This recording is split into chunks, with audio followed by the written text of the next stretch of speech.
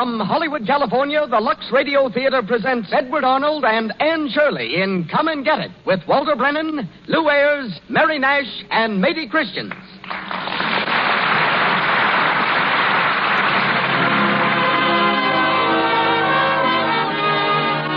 Lux presents Hollywood. If you enjoy these programs, ladies and gentlemen, remember that they are made possible through your purchases of our products and come to you with the sincere appreciation of our sponsors. Our play tonight, adapted from Edna Ferber's great novel, stars Edward Arnold, Anne Shirley, Walter Brennan, Lou Ayres, Mary Nash, Mady Christians, and Varian Burns. As a special guest, we present Miss Helen Rowland, author and columnist, writer of The Merry-Go-Round, the famous and nationally known column on love and marriage. Lois Silvers conducts our orchestra. And now, here's our producer. Ladies and gentlemen, Mr. Cecil B. DeMille.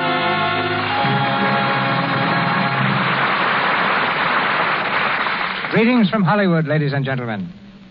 Many young men sincerely believe that they cannot succeed without a lucky break. And perhaps they're right. But I should like to point out to them the case of Edward Arnold. His break was usually a heartbreak. Arnold was born deep in the New York slums. When he was 8, his father went blind. And his mother died when he was 10. His was the great good fortune to climb out of bed at daybreak to deliver papers and to work for a butcher who paid his weekly salary, not in cash, but in scraps of meat. At the age of 12, he worked 18 hours a day for $14 a week until the bones of his feet gave way and he had to spend 21 weeks in plaster casts. He went to Columbia University, not to attend classes, but to work in the boiler room of the powerhouse. A welfare organization called the East Side Settlement House started him as an actor. Once in a while, the Settlement House made brave attempts to stage Shakespeare. On those occasions, young Mr. Arnold walked off with the honors. He later acted with Robert Mantell, became stage manager for Ethel Barrymore, and played in films made by the old Essanay Company. When he returned to the theater, he was so good as a cowboy that no one would cast him as anything else. So he virtually starved, till the New York Theater Guild took him up. He came to Hollywood in a road company, and, as is so often the case, was persuaded to remain. One of our greatest character actors, he hasn't forgotten his lean days. And today is one of our finest citizens. It's a privilege to present him as Barney Glasgow in Come and Get It, the same role he played in Samuel Goldwyn's screen production. Our stage tonight is aglow with stars. As Lotta, there's Anne Shirley, who delivered such a splendid performance for us recently in Stella Dallas. From the original cast are Walter Brennan, Mary Nash, and Mady Christians. Mr. Brennan, who has just completed a role for me in The Buccaneer, is heard as Swan. Miss Nash is Emmy, Miss Christians Carrie, and Lou Ayres, one of the favorite young men of filmdom, plays Bernie. And now the Lux Radio Theater presents Edward Arnold in Come and Get It, with Anne Shirley, Walter Brennan, Lou Ayres, Mady Christians, and Mary Nash.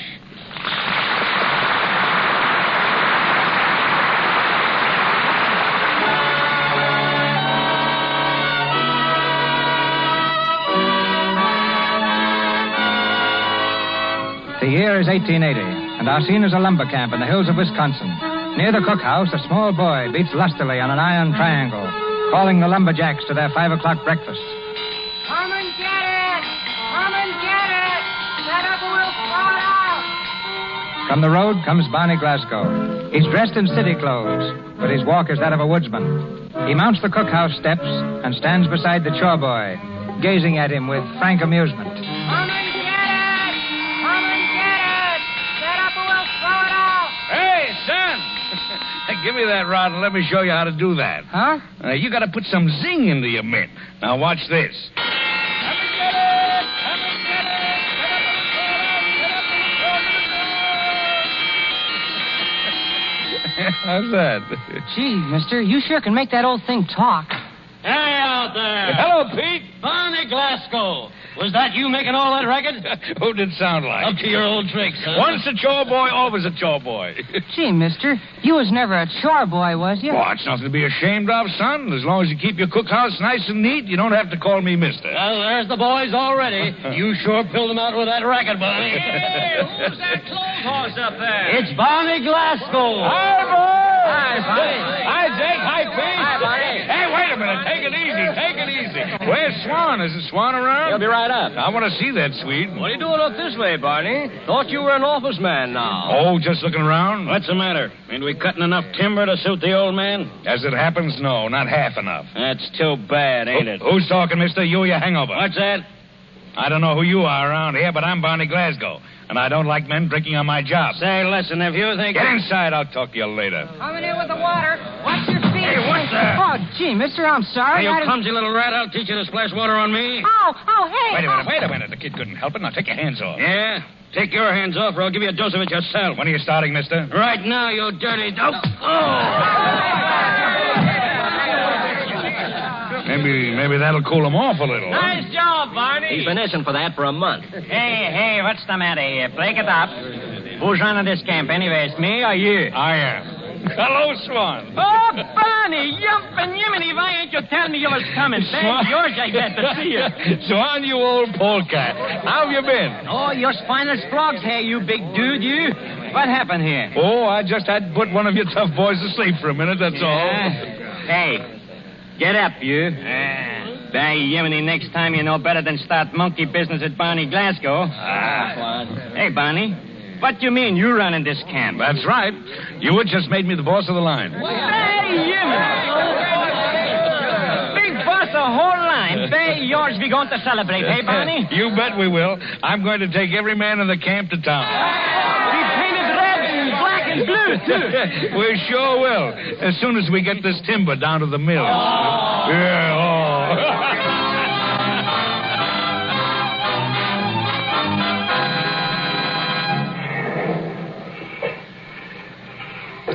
She thawing, Barney. Thermometer, she go up 3 points since noon. Yeah, that's the south wind. Looks like the spring breakup, all right. If these figures of mine are right, we've made a record cut, Swan. And we won't leave 10 cents worth of timber behind us when we move out. By golly, Barney, you sure getting to be slave driver. You gotta be if you're gonna get any place. Yeah, you get someplace, too. Big boss the whole line now, huh? That's only the beginning, Swan. Maybe you even going to marry old man's daughter? What'd you say? What'd you hear about me and Emmy Louise? Oh, I used to hear one of the timekeepers spout, and I guess maybe there's nothing to it. Well, there's no maybe about it. Huh? It's a fact, yeah. We're going to get hitched.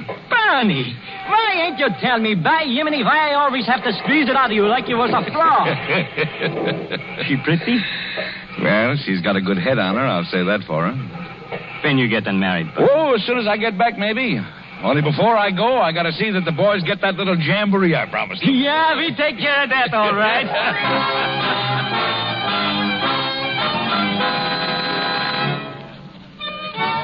Welcome to Iron Ridge, gentlemen. Glad to see you back. Hello, Barney. Hello, Sid. How you doing? Say, you in the old city south. Gentlemen, the first one is on the house. And all the rest are on me. Now go to it, boys. One of the greatest problems of the scientific world. Is the hand quicker than the eye, or vice versa, is the eye quicker than the hand? Hello, Max. Well, hello, Barney. Feeling lucky this trip?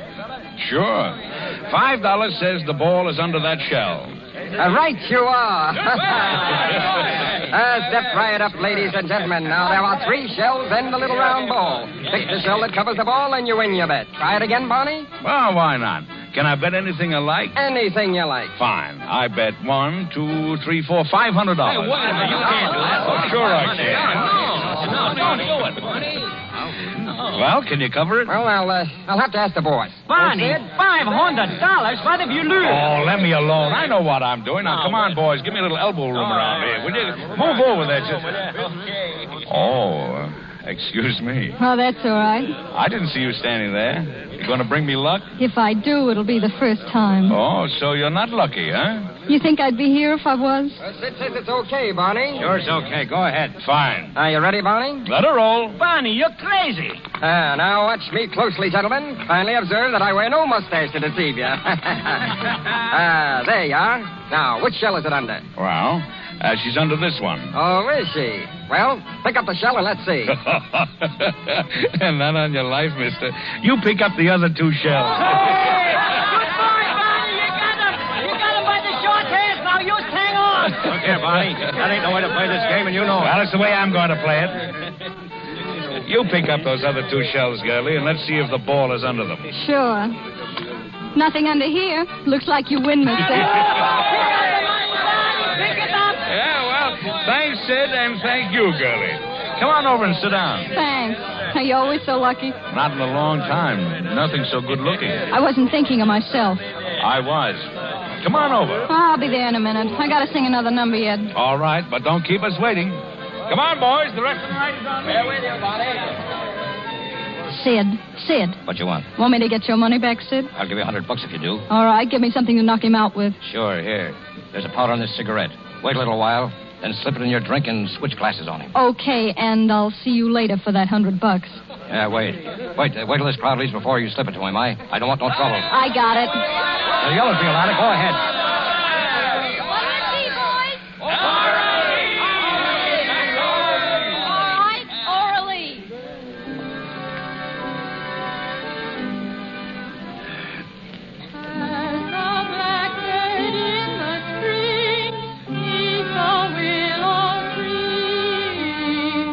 That's a nice kid, Swan. It's a nice kid. Yeah, and that nice song, Orly. That nice, too, huh? Yeah. No, she's beautiful. I wonder what she's doing in a place like this.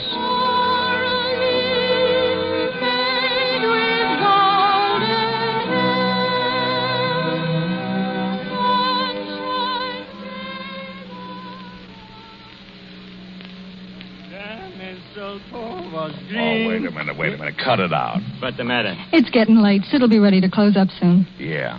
Lotta, how long have you been here? 2-3 weeks. Why? Oh, I just wondered. Where did you come from? Back east. Why? How long since you left home? Say, you fellas are all alike, aren't you? You entertain a girl for a couple of hours, you want to know the history of her whole life. What's it to you anyway? Oh, wait a minute. I didn't mean anything. Sit down. Want a cigarette? No, I've got my own. Light? Gee, I knocked over your glass. Well, there's more where that came from. Here, take mine. Go on. No, I don't want mine, honest. Please take it. Oh, all right. Look, Lana, don't get sore.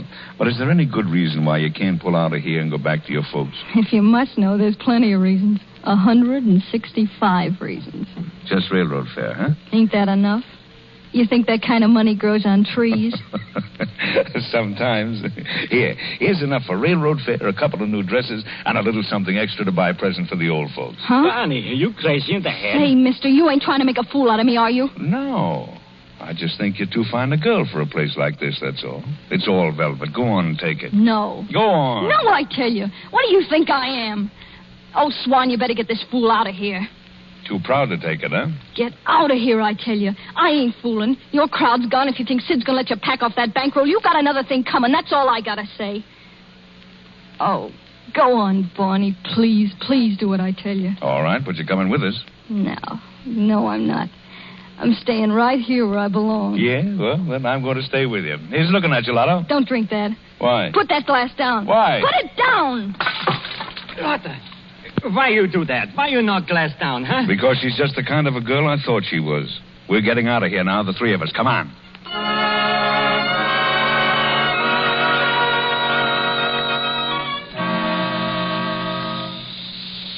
Hey, boy. Hey, turn the steam down a little. You want to boil us? Excuse me. Fix it now.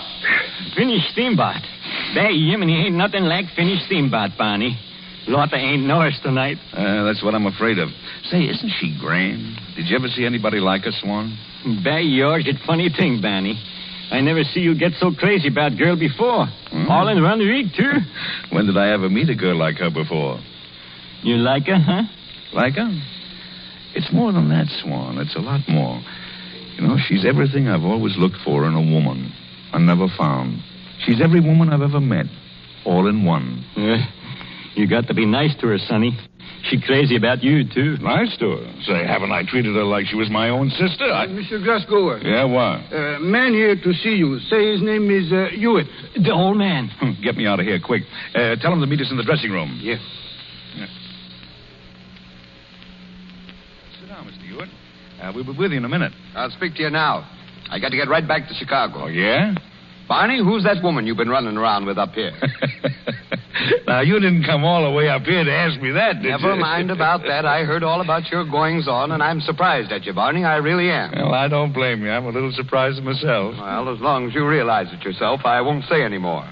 I've got some good news for you, Barney. Congress has passed that bill.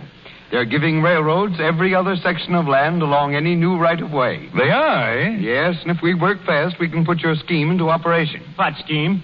We're going to build a railroad, Swan. 100 miles of useless tracks right through the Pine Belt. The government will sell us the best pine territory in the state for $1,000 a mile. But that ain't honest. Come on, Barney, get into your clothes. We've got to travel. Yeah, that's right, but there's someone I've got to look after first. Now, look here, Barney. I thought you were going to be sensible about this woman. But if you're not, that's all I want to know. Now, wait a minute, Mr. Ewing. That's no way to talk. Oh, I'm not going to put any pressure on you, Barney. But if you don't drop this whole sickening affair right here and now and come along with me, you're not going to be any son-in-law of mine, much less a partner. Partner? You heard me, I believe. I said partner. Now, listen, Barney, you keep out of this, Swan. How soon does that train leave? 20 minutes. I'll meet you at the station. Good. I'll be waiting. Well, go ahead. Why don't you say something? You tell me not to. You think I'm going to throw away a partnership in a thing like this? It's stealing, Barney. You ask anybody. I bet your pa would say same thing. I bet he'd say, Barney, you stay in woods with Swan. You'll be better off. You can't do nothing with money, only spend it. Yeah, sure. And where did it get him? A camp foreman all his life, dodging the big trucks as they came down until one day he slipped. It's a nice finish, isn't it? We all take chances, Barney. That's our life. And what about Lotta? You should think about her, too. She going to feel pretty bad. Oh, she'll be all right. She'll get over it. Ain't no. Women is funny sometime. Well, tell her if she ever needs anything, I'll... tell her just to let me know. Me tell her? You mean you're not going to see her before you go? I haven't got time, Swan. Well, so long. I'll see you next summer. But, Barney, what I tell her? Tell her the truth. I can't do that. I can't. You want me to kill her? Barney!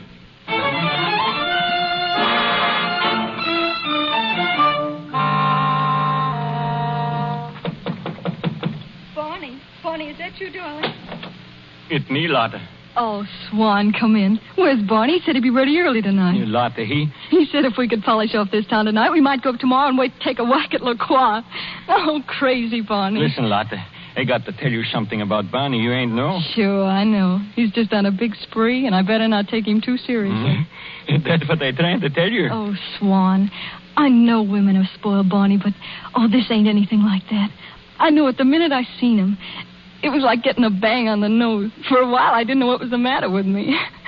Oh, he ain't said anything, Swan. He's not the kind. And so far, he's treated me like I was his own sister. But if he don't feel the same way I do... Lotta, wait, please. What's the matter? Barney, he ain't coming back. What? He gone. He already leave on noon train. You're fooling, ain't you, Swan? No, I ain't fool. He gone, Lotta. What for? What did I do? You ain't do nothing. But that's the way Barney is. He always been like that. Work all the time. Last year, he's scaling timber for me. Next time I see him, he's my boss. Now he's Hewitt's partner. Going up north to steal $100 million and marry boss's daughter. I ain't know. The boss's daughter. I guess I wasn't good enough for him. Barney going to be big man someday. That's all he think about. I would have helped him. I would have worked with him. I'd have done anything. Oh, I don't believe it. He couldn't do it. He couldn't. You mustn't blame Barney, Lotta. It ain't his fault. He just like that, that's all. And I know I ain't much, but I'm here, Lotta, and maybe I could make you happy if you let me try. Oh, Swan. Oh, Swan.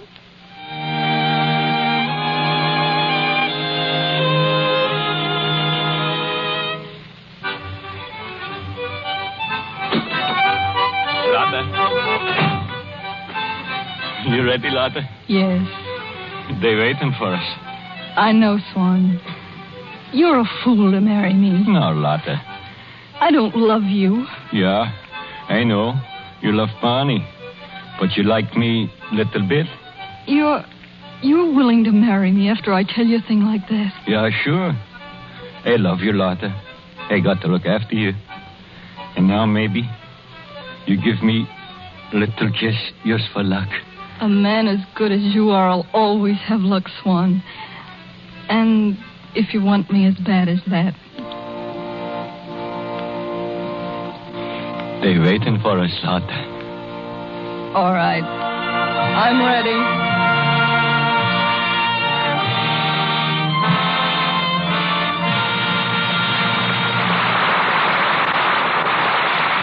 We continue Come and Get It presently, starring Edward Arnold and Anne Shirley.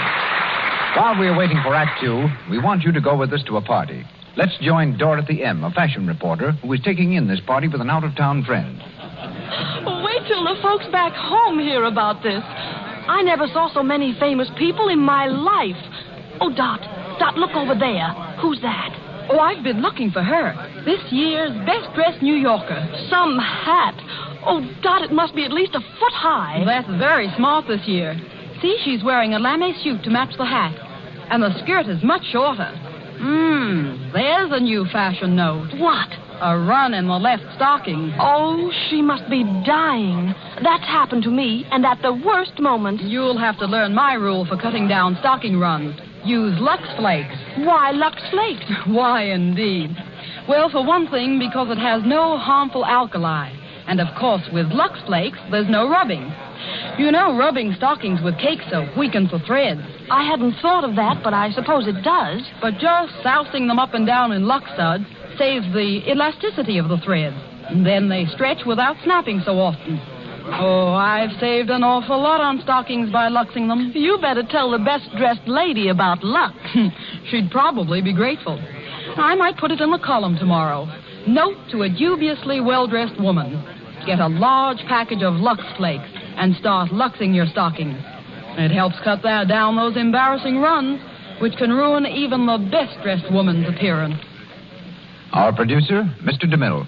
We continue with Come and Get It, starring Edward Arnold and Anne Shirley, with Walter Brennan, Lou Ayres, Mary Nash, and Mady Christians.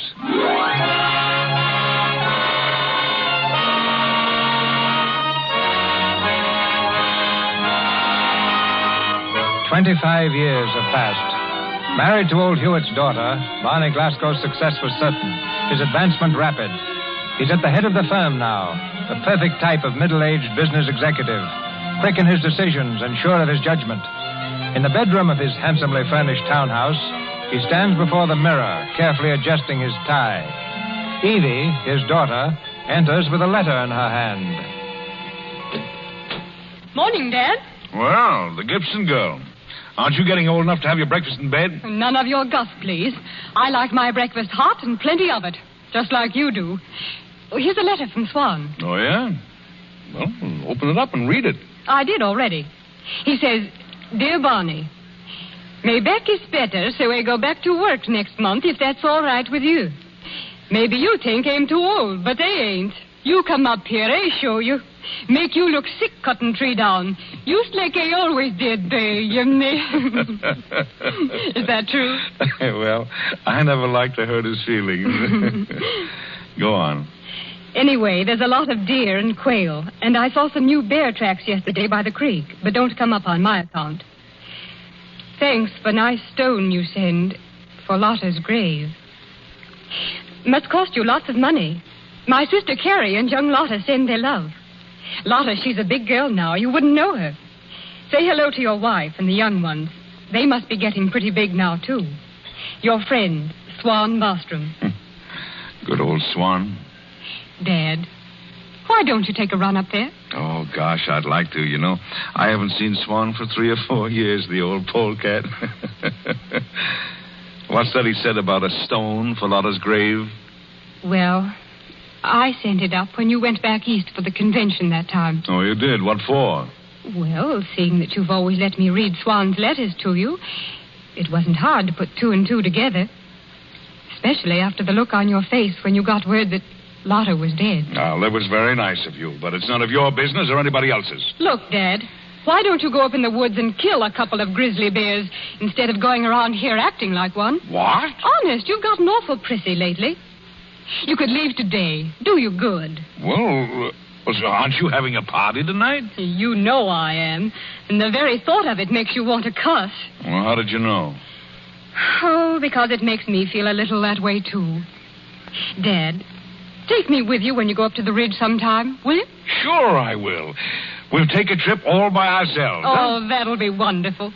Let's do it before I'm married. Yeah, sure. Look here, Evie. Are you sure you want to marry Orville Bremer? Shut up. Do you think I'd do it if I didn't want to? Well, it has been done. But not you, my dear. Come on. Mother will say our breakfast is ruined. All right, I'll be down right away. More coffee, Bernie? Oh, thanks, Mother. Morning, Mother. Morning, Benny. Bernie, you better be careful how you mess up that paper. You know how upset your father gets when it's not fresh. I've told you a dozen times you might just as well use his toothbrush. Well, frankly, I don't see the slightest connection. It doesn't seem to occur to the richest man in Wisconsin that we might have 2 morning papers. Well, that would be silly extravagance. And the reason Mr. Glasgow is the richest man in Wisconsin is because he and my father before him knew how to take care of their money. Mother, don't you think your habit of calling Father Mr. Glasgow is just a little old-fashioned? Perhaps it is, Bernie. But my mother never called my father anything but Mr. Hewitt to his dying day. Never? Never. Good morning. Hello, Dad. Hello. Good morning, dear. Why are you so late? Your breakfast is just ruined, I know. So is the newspaper. Bernie, I've told you 1,000 times. What's the matter? I didn't... Have some coffee, dear? Yes, thanks. Here. I see Chapman's are having a sale on down comforters. I have a good notion to run down to Milwaukee with Evie. If it weren't for all the parties. Oh, Emmy, you and Evie will have to count me out for the rest of the week. I've got to go up to Iron Ridge. Iron Ridge? What for? On business. But, Mr. Glasgow, you can't. Tonight's Evie's dinner party for Orville and his family. The first one since they've been engaged. I never heard of such a thing. What'll Orville's folks think? Well, frankly, I don't give a hoot what they think. Evie, did you hear what he said? He says he's going up to Iron Ridge. I heard it. I wish I could go with him. A nice way for a girl to talk who's going to be married in 2 months. If I felt that way, I wouldn't get engaged in the first place, much less married. You know, that's an idea. What? Look here, Evie. You don't have to marry that fat can of lard or anybody else if you don't want to. Oh, Orvie's all right. He's a good kid. A good kid? Well, I never. Well, I've got to be off. Got a lot to do before train time. How long will you be gone, Dad? Back in a week, sure. Well, goodbye, Emmy. Goodbye. Goodbye, Evie. So long, Dad. Bring me back a bear. What? I mean, come back quick. Did you say bear? Goodbye, Emmy. Bye-bye, Evie. Goodbye. Goodbye.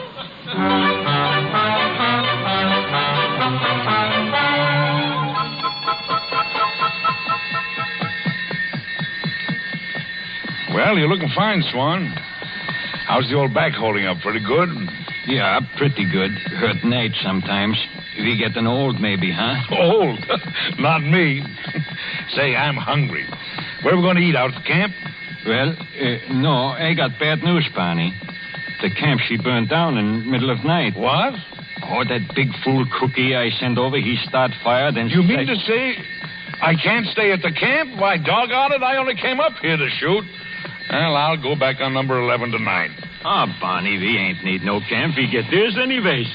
You stay at my house. No, I'm going back on number 11. Ah, Barney, you ain't want to do that.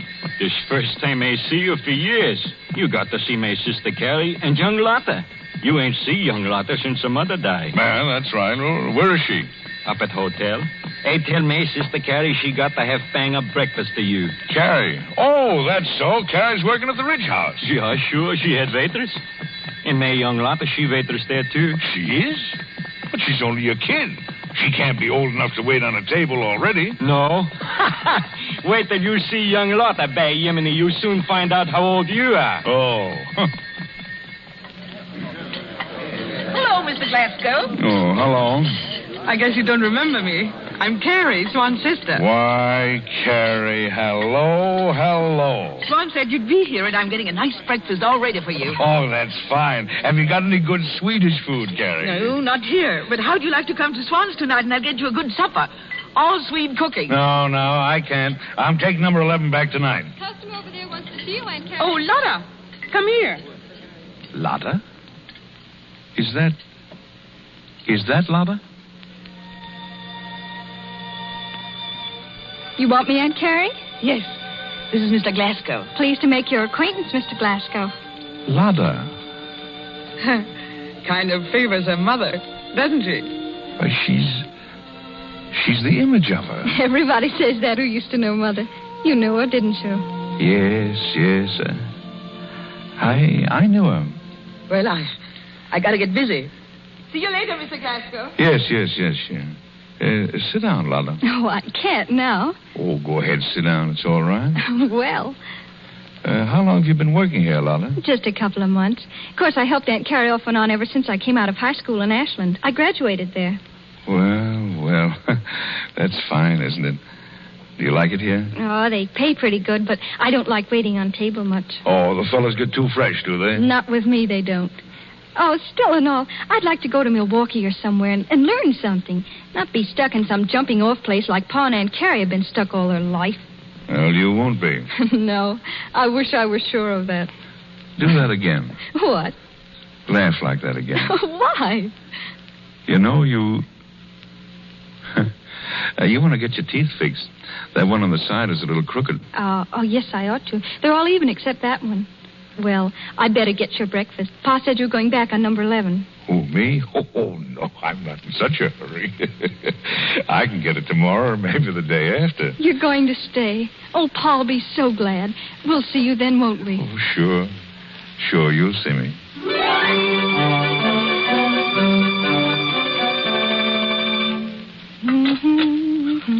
Well, what's got into you? Ironing this time of day. I've got to have a clean dress for Mr. Glasgow's supper tonight. You put that one on this morning. 2 clean dresses a day? Well, why not? Look, Lotta, soon as dinner is over this noon, I'm going to beat it right home and get things going. You get off and be up there. Time Mr. Glasgow and your pa get there. No, I'll come later. Well, why, for Pete's sake? Your pa'll like it you there, and Mr. Glasgow, too. Mr. Glasgow'd like it better if I'm not there when he comes. And then he waits a while and thinks maybe I'm not coming, and then I come. What are you driving at anyway? He likes me. What are you up to, young lady? Nothing, Aunt Carrie. Only if I have to work hard and can't get anywhere until late, Mr. Glasgow would feel sorry for a person, wouldn't he? What of it, dummy? What if he is? You and Pa have been dumb all your whole lives. Well, thank you, Miss Marty. And where does Mr. Glasgow come in? Well, he's rich and can do a lot for me if I can just make him think I'm worth helping. You know, he don't think of me just like anyone. I'm Swan Bostrom's girl, and I got looks. I can amount to something, and he'll help me. You just wait and see. Oh, no, I won't. You're not going to begin any of your shenanigans with Mr. Glasgow. He's only being nice to us on account of Swan, and you know it. I know lots of things, Aunt Carrie. You know how Ma kept after me, always saying she didn't want me to be like other girls. Well, I'm just beginning to see what she meant.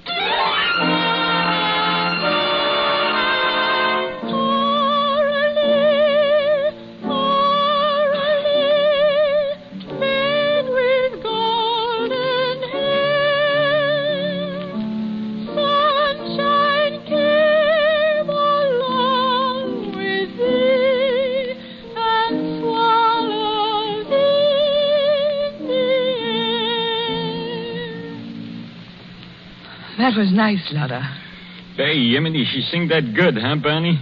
Just like a ma. Yeah, beautiful. Thanks. Hey, George, sometimes I think when I look at her singing like that, I think... Barney, what the matter? What you looking at? Huh? Oh, nothing. I was just thinking.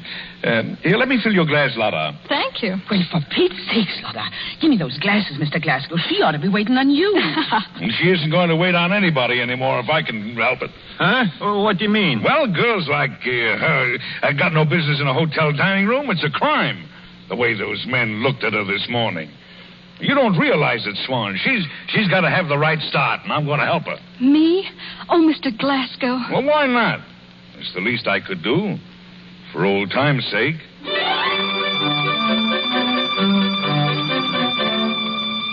Telegram, Mother. From Father, I guess. What does it say? Here, give it to me. Dear Emmy, Swan's back much worse. I'm bringing him down for treatment. Tell Bernie to look for house. Carrie and young Lotta are with us. Love.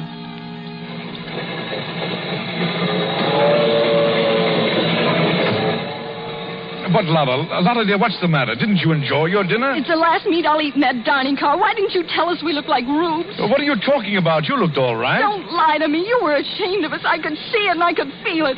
When all those women goggling and grinning at our clothes. Listen, Lotta. You don't need to worry about what other women think, because you'll always be the most beautiful woman in the room, no matter where you are. And they'll all be wishing they were like you. Now remember that.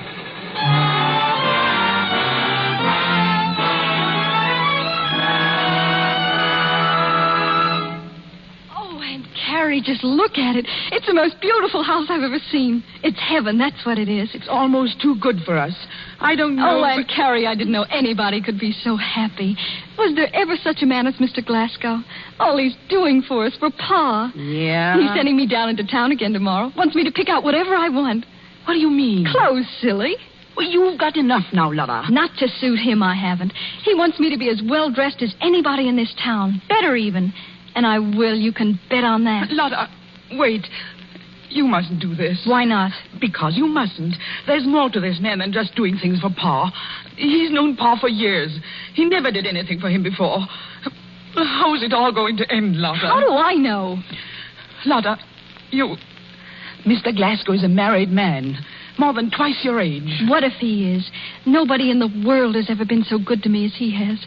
Why, all I have to do is think of what he took us all out of, and I'm not going to give it up for you or anyone else. I don't care how it ends. Do you understand that? I don't care.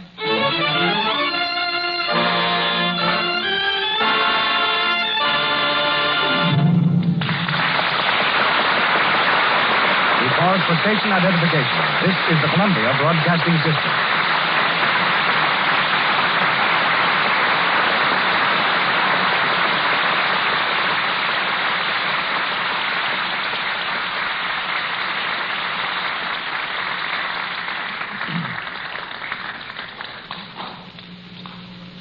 We will continue in a moment with Act 3 of the Lux Radio Theater presentation, Come and Get It. As you listened, you heard with recurring persistence the call of a woman to a man, when after 25 years, the image of that woman, recreated in her daughter, rolls back the years. Our guest in the Lux Radio Theater this evening is known throughout the country as a philosophical thinker on such matters. Her name is Helen Rowland. Her column, The Merry-Go-Round, has for the past 8 years been distributed by King Features Syndicate, appearing in nearly 100 newspapers throughout the United States. She speaks to you now from New York City. Miss Helen Rowland. Thank you, Mr. DeMille. You're very gracious. You know, at heart, I'm really an incurable romanticist. Believe it or not, my theory is that real love comes only once in a lifetime. All your other little loves are just false alarms.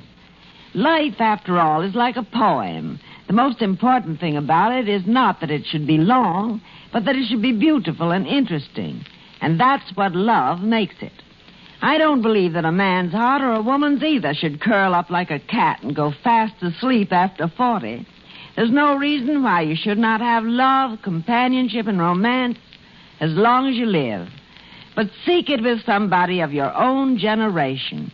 Someone who speaks your own language and sings your own songs and doesn't expect you to dance the Big Apple when you're only gated to a waltz. You know, the real problem nowadays is not how to get a husband, but how to hold on to him after you've got him.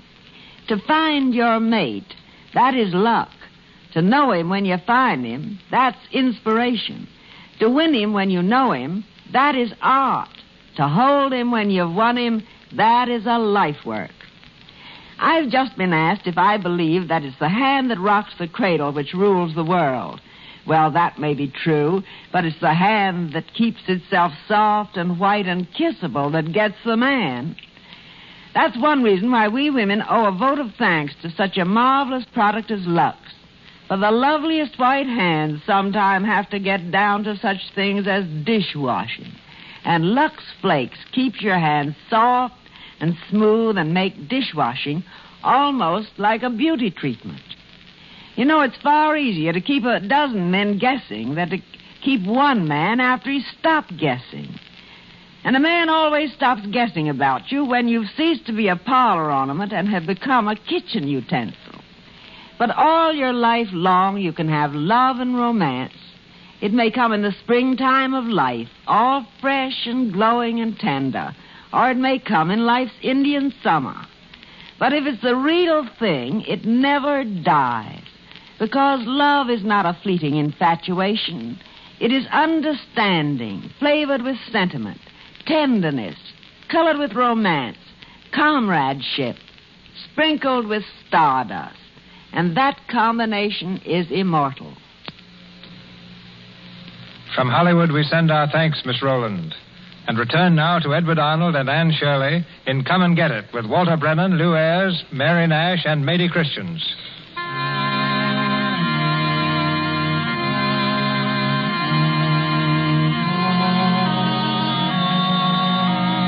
As the days pass, Barney devotes more and more time to Lotta, seeing in her the reincarnation of the girl he loved long ago. Carrie's fears take firmer root, and finally, in desperation, she goes to Swan and tells him of her suspicions. We've got to go back to Iron Ridge. This is no place for us. Why, Carrie? I'm scared, Swan. Scared for Lotta. All these things Mr. Glasgow's been doing for us, it isn't for us. It's all for her. But I tell you, he's in love with her. He is, Swan. You make big mistake, Carrie. Barney not in love with Lotta. He's still in love with her ma, that's all. But he doesn't know that, and she likes him. Oh, anything might happen. No, Carrie, I won't hear such talk. You ain't no Barney Glasgow. He's my friend.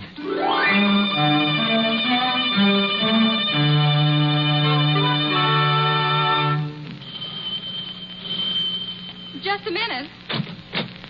Oh, hello. How do you do? Are you, Lotta Bostrom? Yes. I'm Bernie Glasgow. Yes, I know. I hope you'll excuse my looks. I'm just making some taffy. Won't you come in? No, thanks. Is your father home? Why, no, he isn't. He's gone for a walk with Aunt Carrie.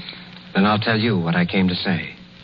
The Glasgow family won't stand for you or any other yellow-haired vampire making a fool out of my father. What? I don't pretend to know how far things have gone, but I stand ready to pay you any reasonable sum to leave town. I'm assuming, of course, that it's money you want. Boy, I'll kill you. Now, just a minute. I'll kill you if you don't take that back. Are you crazy? Stop it. Let go of me, you big brute, you. Oh. What's the matter? It's burning. What? My taffy, and it's all your fault. Oh, but look, I didn't mean... Don't speak to me now. Just look at that taffy. Just look at it. I'm sorry. Here, let me help you. Let it alone. Don't you touch it. But I Don't touch it, I said. You and your big talk coming in here and telling me that... Oh, wait, please. You mustn't get so excited. I can see I've misjudged you, and I'm sorry. Really, I am. All right. Never mind that now. If you want to show me really how sorry you are, you can help me clean up this mess.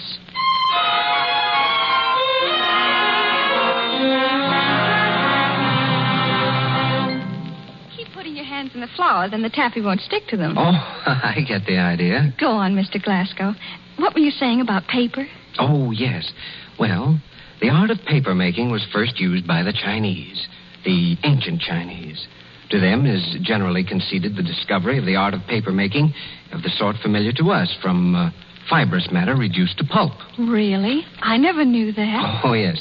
And there's a Chinese saying, time and patience will change the mulberry leaf into satin. Oh, isn't that beautiful? Most beautiful thing I ever saw. Huh? I mean, heard. Go on. Tell me some more about paper. You talk so beautifully. I never knew history was so interesting, Mr. Glasgow. It never seemed so darned interesting before. And please don't call me Mister. Well, you keep calling me Miss Bostrom. All right. Is that a sign you've forgiven me? No, I'll never do that. I'm an awful ass, but honest, I thought you were... A vampire? Yeah. I didn't realize you were so young and kind of innocent and sweet. You'd forgive me if you knew how sorry I am. I forgive you, Bernie. You do? Thanks, Lotta.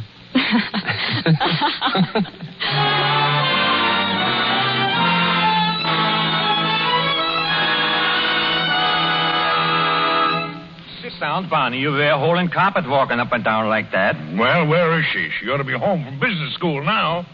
I wanted to speak to her about something.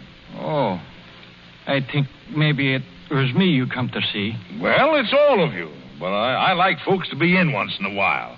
This isn't the first time either. Barney, I ain't understand you sometime. You act like you're Well, there she is. Who's that with her? No, stop. Oh, come on. Bernie. Oh, hello, Dad. Hello, Mr. Glasgow. What are you doing here, Bernie? Why, I met Lotta coming from business school. I gave her a lift. I suppose the office can just go hang waiting for you, huh? No. Get back to the office right away. I'll see you there later. All right. So long. So long. Wait, Bernie. I walked the auto with you. You're late today, Lotta. Don't I know it? Pa'll be yelling for his dinner. Wait a minute. Don't run away. I've got to help Carrie. Oh, sit down. I want to speak to you. Well? Are you happy, Lotta? Oh, of course I am. That's good. You've done everything for us. I'll never be able to tell you what it's meant to Pa. Oh, I didn't only do it for Swan. You were in on this thing, too. I know, and thank you. Hey, Lotta, I want to... Oh, I've just got to start dinner. You'll stay, won't you? Well, if you want me to. You know I do. All right, it's a deal.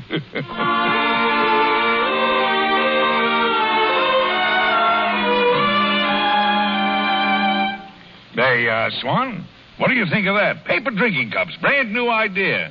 How do you like them, Lotta? It tastes the same as drinking out of a glass. Yeah, that's what I was thinking. Good idea, Barney. You bet it's a good idea. I'm going to start making them right now. Fellow named Tony Schwerke thought of it. Young fellow down at the mill. Schwerke? Yeah. Now, don't say a word about this, but Evie's crazy about him, and it looks like wedding bells, too. Evie? But she's engaged. Yes, she was, but you don't know Evie. She was never very strong for Orville Bremer, I guess. This Tony Schwerke has a real inside track. He must be all right if Phoebe likes him. Now, don't tell a soul. Mrs. Glasgow doesn't know a thing about it. Anyway, the point is, I'm going to give you a few shares of this stock in this cup here, Swan, and make you do a little work. If it catches on, you'll be independent for life. Oh, Mr. Glasgow. Ah, but Barney, I ain't know nothing about paper business. Hey, better stick to timber. Then I know where I am. What? Yeah. I think I better go back to Iron Ridge. Pa. What are you talking about? Don't you like it down here? Sure we do, but you know, Swan, when it gets lonesome for the woods. You mean you're all going back? Oh, Pa, just when I'm getting along so well at the business college here. Now, Lotta, don't get excited. You can go to run at Ashland in summer just like you did before. Sure. You think I'm going back to waiting on tables? Why not? You think you're too good for it now, huh?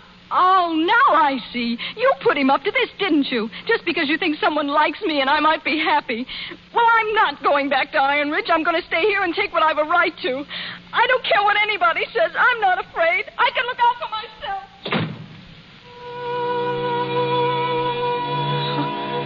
Oh, Swan, you heard what she said. Barney, you mustn't think, Barney. Oh, she's right, Swan. You mustn't stand in her way. She's right. My daughter, married to a mill hand. A mill hand. And you say you're glad about it. Why not, Emmy? He's just as good as we are. Besides, he's invented a paper cup that may make him a rich man one of these days. And if she marries him... She won't. Not if I can help it. You let her alone. She's not going to make the same mistake you and I did. Mistake? Emmy, I came home tonight intending to have a talk with you. We should have had it a long time ago. I don't know what you're talking about. Well, I'm talking about a divorce. I want you to get a divorce, Emmy. You're crazy. Why should I give you a divorce? No. You get one. I won't. You're crazy. Are you in love with someone? Is it that girl of Swan's?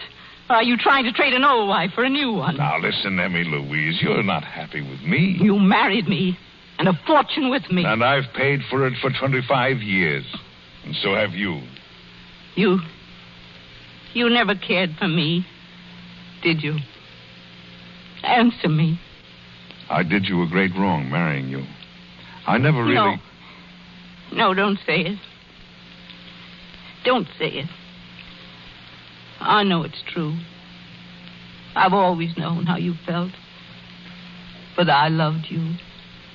From the very first time I set eyes on you. I'm like that yet. Emmy, please don't. You're all I've got. All I've ever had in the world. I don't care who Evie marries. If you'll only stay with me. I'll act like I'm the happiest thing in the world. Anything you say.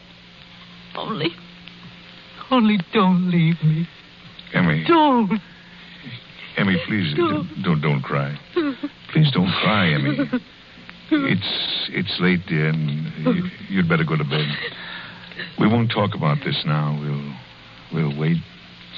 We'll wait until after Evie is married. Huh?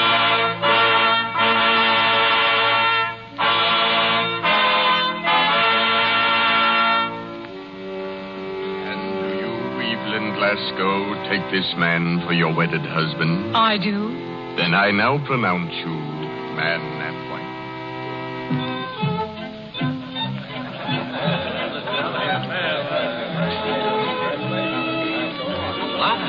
Lotta, where are you? Here, Bernie. Hello, darling. You all alone? Waiting for you. It's a great party, isn't it? You know, the minute I can stand on my own feet, I'd like to give one of these parties myself. For us, Lotta. Oh, Bernie.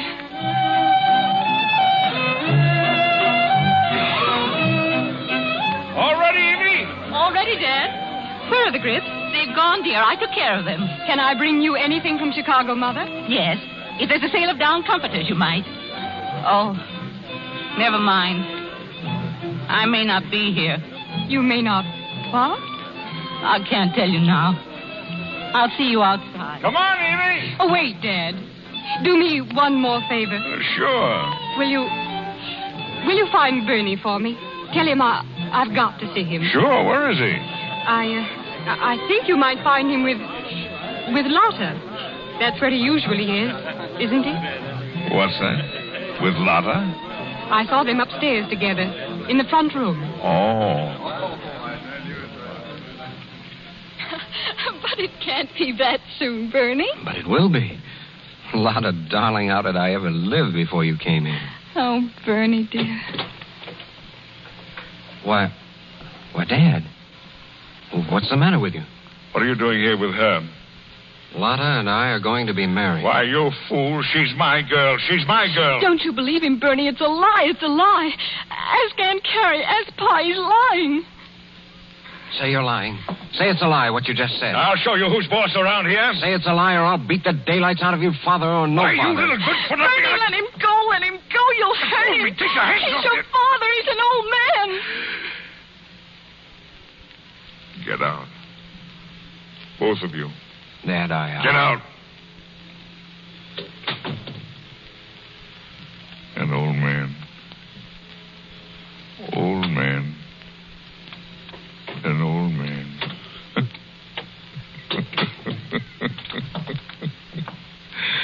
An old man. An old man. Bernard. What's the matter? Are you ill? No. That precious son of yours, I threw him out. Bernard. That girl. Threw her out, too. He said he was going to marry her. Oh, is that all? Is that all? Don't you care? No. As long as it isn't you. I thought it was you. Me? Why, Emmy, I'm an old man. Didn't you know that? An old man and an old fool. Oh, no, Bernard. You couldn't help yourself. I know how it was. You know. And I still love you. I told you that. Emmy, I won't ask your forgiveness. I've got that, I know. Just let me forget everything. I'm ready to forget now. And I am, too. Everything. That's fine, Emmy. Thank you, Emmy. It's almost time for lunch. Oh, if they'd only all come in now. I'll get them in for you.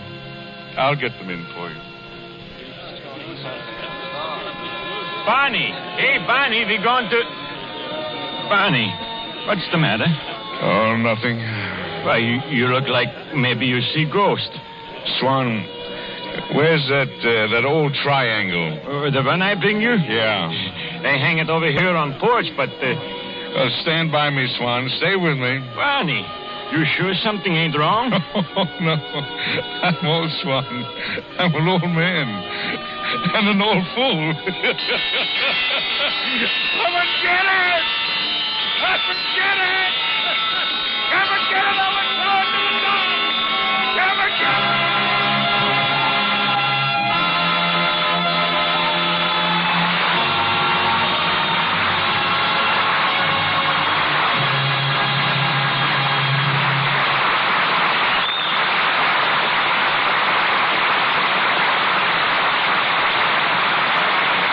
that's all from Edward Arnold and Anne Shirley as performers. As themselves, we'll hear from them again shortly. In the meantime, Melville Ruick has a word. Thank you, Mr. DeMille. We'd like to tell you tonight about Mrs. Richard James of New York City. Mrs. James has been married for almost 10 years and has always done her own work. But her hands don't show it. In fact, they are so beautiful that they have recently been photographed for publication. I'd like you to hear just how Mrs. James keeps her hands lovely in spite of dishwashing. Here it is in her own words. Well-groomed, attractive hands are important to me, so I won't take chances with a soap that might chap them or make them red. I know Lux keeps hands lovely. 9 years of dishwashing have proved it to me. Here's the reason Lux Flakes protect your hands. They contain no harmful alkali to dry the oils of the skin, which keep it soft and youthful. By using Lux Flakes in your dishpan, you give your hands beauty care while they work. It costs very little, especially if you get the economical large-size package of Lux Flakes. I return you to Mr. DeMille. A moment now with Mr. Arnold and Miss Shirley. Here's our microphone. Come and get it. I thought the phrase come and get it refers to eating. Can that be why you and Eddie Arnold are such a study in contrasts? You weigh only 100 pounds, and Eddie, well, I'd estimate his displacement at, say, 218 pounds exactly, Mr. DeMille. And I guess I'm the only actor out here who doesn't mind having a waistline. When I went to the beach this past summer, hundreds of people used to lie down in my shadow to get out of the sun. Oh, come now. That sounds a little exaggerated. Well, maybe it is, Ann. But you remember the scene in the play tonight that took place in the steam bath? Yes. Well, in the picture, we had a real steam bath, and I spent days in it. Walter Brennan kept telling me that it wasn't so bad after all, because there I was, losing pound after pound and getting paid for it. And how many pounds did you lose? Well, frankly, I gained a couple. But Walter, who's as slender as a couple of beanstalks, he lost 11. Walter, come over here. Are you going to stand for being called a couple of beanstalks? Well, the studio ain't seemed to mind, and if the studio got the yak, I'll be the beanstalk anytime, and I'm just the fella that can endure it, too. Ask Mr. DeMille over there. I'm glad you made him thin, Eddie. You got him in shape to play a lean Tennessee hillbilly for me in The Buccaneer. And don't pay any attention to that Swedish accent of Walter's. He's really Irish. Well, C.B., you showed us all such a good time tonight that there's only one thing I could wish. I hope Edna Ferber, who wrote the book, Come and Get It, is listening in. I've never met Miss Ferber, and the nearest I came to it was to hear her talk a few weeks ago to the audience of the Lux Radio Theater. But I want to thank her for being such a darn good writer. Thank you all, too, and good night. Good night, everyone. Good night, Mr. Arnold appeared through courtesy of B.P. Schulberg, and his latest film is Blossoms on Broadway. Anne Shirley is from RKO Studios, Mr. DeMille and Lew Ayres, Paramount, where the latter just completed Hold'em Navy. Louis Silvers is from 20th Century Fox, where he directed music for Second Honeymoon. Come and Get It was presented through courtesy of Samuel Goldwyn, producer of Hurricane. Word of our next show comes to you now from Mr. DeMille. Backed by a magnificent record of success on stage and screen, Robert Emmett Sherwood's thrilling drama, The Petrified Forest, comes to the Lux Radio Theater next Monday night. It's a play alive with action and suspense, heightened by a touching love story, and set against the exciting background of the Arizona desert lands. As the disillusioned wanderer, we bring you Herbert Marshall. As the girl who longs to find expression in the outside world, Miss Margaret Sullivan. And as the tight-lipped killer who throws them suddenly together, Eduardo Cianelli. Three great players in one of the greatest plays of recent years.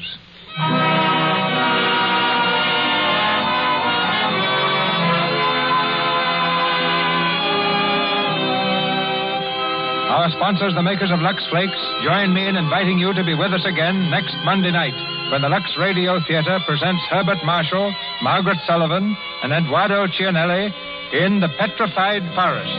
This is Cecil B. DeMille saying good night to you from Hollywood.